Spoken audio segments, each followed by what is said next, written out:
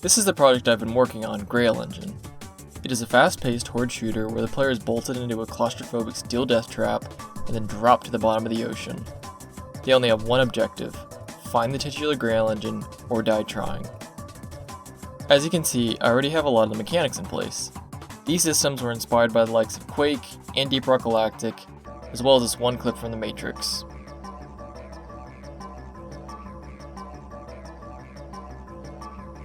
I want the player to feel exactly like they're at the center of this vast onslaught of horrifying enemies, with the game keeping the player under pressure for most of their playtime and only ever letting up at designated checkpoints. The micro gameplay loop is pretty simple. Watch your weapon stats, swap between your tools as needed, and navigate your way from point A to point B. Every weapon has been fine-tuned to feel unique, with each one having a specific firing mechanism, as well as having a sort of mini-game attached to it. For example, the chain gun fires by simply holding down the trigger and asks the player if they can space themselves properly, while the coil gun has a charge and release mechanic and asks the player if they can line up multiple targets. There is no real fail state for using a weapon incorrectly. They're all quite forgiving, lacking any sort of long cooldown or self-damage, but there's a wide gap between using them and using them well. Most of the game is like this, with lots of tech-heavy tools at the player's disposal, such as reload cancelling and charge partitioning. Meanwhile, the macro loop is based off old-school PvE shooters. The player will track from one side of the map to the other, coming across story beats and hunting for keys. These keys can come in the form of keycard-style props the player can pick up, or objectives that unlock new paths forward. Some keys will also unlock shortcuts to help the player backtrack, somewhat akin to the way map traversal works in Dark Souls. As for the story beats, they put the player in the greaves of a mechanized knight looking for the Grail Engine, an eldritch machine said to grant eternal life.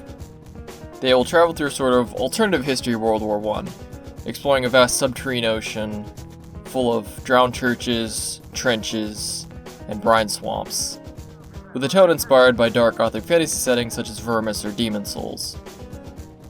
While I do have the usual set of goals, such as releasing a full product, there are two main sub-goals that guide the design process for this game. The first is to have a collection of tools that are lean. The player should be cycling through and using every single tool at their disposal, only ever worrying about taking down as many targets as they can and as fast as they can.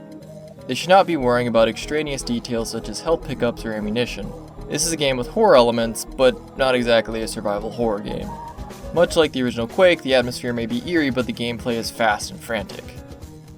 Instead, the secondary cognitive load is to be taken up monitoring cooldowns and heat meters, ensuring the mech is riding just over the edge of that red line without going over. The second goal is immersion. I'm a huge fan of horror games, but I also have a soft spot for any sort of heavy machine simulation such as Mech Warrior or World of Tanks. I want the player to feel like they're in the rattling cockpit of a mech, protected from the outside world but also isolated from it. For example, let's say they're wandering along the seabed and they feel something bang against the hull outside, like spider legs skewing over the metal, but when they turn to look back into the murk, there's nothing there. To aid with this immersion, every meter and stat will be diegetic. For example, having a hull pressure gauge instead of an HP bar, or clunky metal crosshairs physically hanging from the underside of the cockpit. And of course, the actual cockpit structure itself, which adds blind spots to the player's view that they will need to compensate for. This sort of kills two birds with one stone, not only giving immersion, but also adding a challenge factor to the game, where the player must split their attention between combat and monitoring the mech's vitals via these in-universe gauges and meters. The end goal for this project is pretty lean. I want 4 weapons, 4 enemies, and 4 levels. Each one packed with as much depth as possible to ensure the player has plenty to tinker with across multiple runs. And I think that pretty much covers everything. There are links in the description if you need to contact me or see any of my other work. On that note, if you have any critique, I would love to hear it.